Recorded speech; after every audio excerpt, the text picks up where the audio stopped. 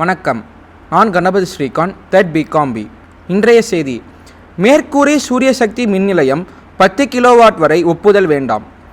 வீடு உள்ளிட்ட கட்டிடங்களில் 10 கிலோவாட் வரை அமைக்கப்படும் மேற்கூரை சூரிய சக்தி மின் நிலையத்திற்கு தொழில்நுட்ப சாத்தியக்கூறு ஒப்புதல் பெறுவதில் இருந்து விலக்கு அளிக்குமாறு மின் வாரியத்திற்கு மின்சார ஒழுங்குமுறை ஆணையம் உத்தரவிட்டுள்ளது.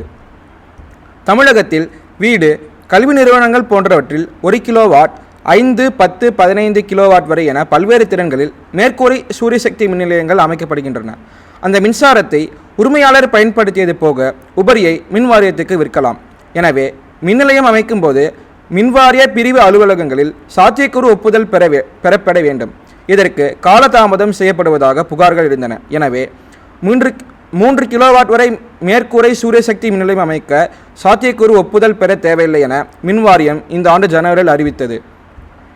நாடு முழுவதும் 1 கோடி வீடுகளில் மேற்கூரிய சூரிய சக்தி மின் நிலையம் அமைக்க மத்திய அரசு அதிக மானியம் வழங்கும் திட்டத்தை துவக்கியுள்ளது.